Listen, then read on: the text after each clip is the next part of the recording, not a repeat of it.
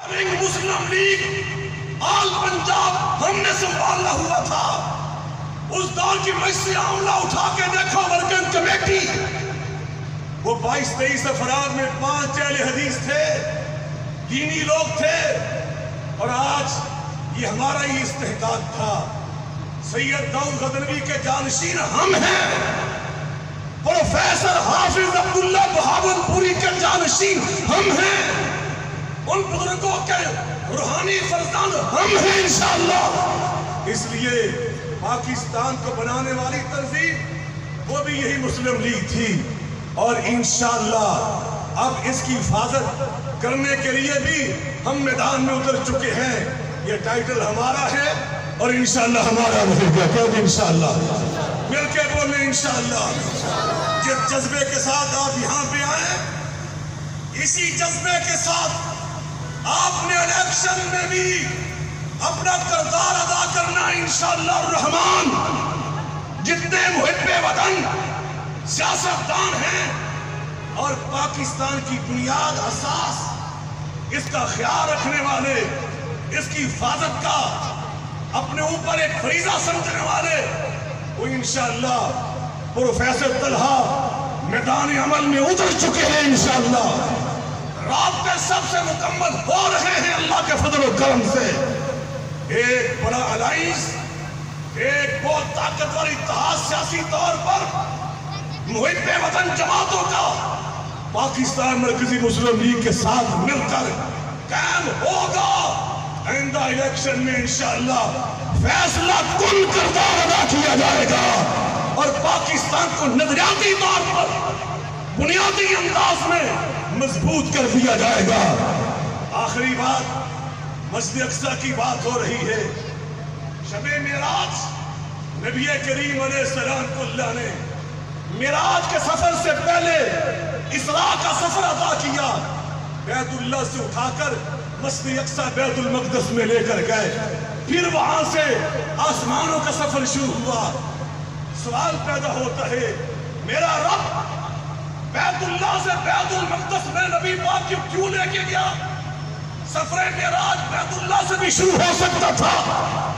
اس کا جواب آج موجودہ دور میں ہم بتانے آئے. وہ بیت المقدس اور بیت اللہ یہ ابراہیم علیہ السلام کی وراثت تھی. اللہ نے ان کو 2 بیٹے عطا کیے.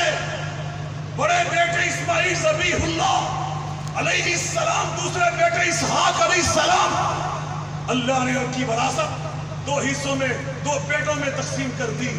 بیت اللہ کی امامت کے مصلی کے وارث جناب اسماعیل علیہ السلام بن گئے. بیت المقدس اس کی امامت کے مصلی کے وارث اسحاق علیہ السلام بن گئے. پھر ان کے بیٹے یعقوب جن کے عبرانی میں نام اسرائیل علیہ السلام وہ بن گئے. آگے ان کی نسل بنتی آئی، لیکن ادھر بنی اسماعیل وہ بیت اللہ کے وارث بنتے آئے. لیکن جب باری آئی ہمارے آقا مولا کی، کائنات کے سردار، نبیوں کے امام کی، اللہ نے بیت اللہ کی امامت کے مصلی سے لے جا کر بیت المقدس کی امامت کے مصلی پہ کھڑا کر کے سارے نبیوں کو پیچھے کھڑا کر کے ایک پیغام دے دیا. ابراہیم کی وراثت کی تقسیم آج کے بعد ختم ہو گئی. دونوں حصوں کی وراثت اکٹھی کر کے ہم نے بیت اللہ اور بیت المقدس قبلہ دین کی امامت کا وارث ہم نے بنا دیا. تو سیدہ فاطمہ کے بابا جان کو بنا دیا، حسنین کریمین کے نانا جان کو بنا دیا. بیت اللہ بھی ہمارا ہے، بیت المقدس بھی ہمارا ہے. اور جب ہم تھے، جناب فاروق اعظم کا دور اٹھا کے دیکھو، سلطان ایوبی کا دور اٹھا کے دیکھو.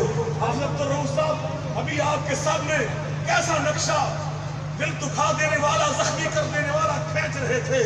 وہاں نماز پڑھنے جاتے ہیں مسلمانان، ہمارے فلسطینی بھائی، اور ان کو جیسے ہم پانی سے غسل کرتے ہیں، نہلاتے ہیں، ایک دوسرے کو نہاتے ہیں، وہ خون کی ندیوں سے گزر کے وہاں پہ پہنچتے ہیں.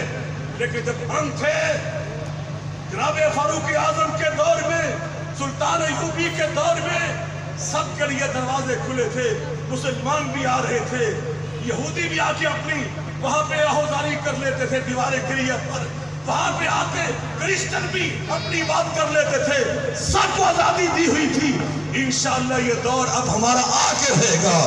انشاءاللہ ساری انسانیت کے لیے ہم محبت کرنے والے بن کر آئے ہیں. ہمارا یہ پیغام ہے. ہم نے پاکستان کو بھی پرامن بنانا ہے, مستحکم بنانا ہے. ختم نبوت کے حوالے سے بات کرتا ہوں. پاکستان کے علاوہ 57-56 ملک کے مسلمانوں کے, لیکن یہ صرف پاکستان ایک الگ مسلمان ریاست ہے کہ جہاں ختم نبوت کے تحفظ کے لیے یہ 74 میں ہماری پارلیمنٹ نے یہ اعلان کیا تھا متفقہ.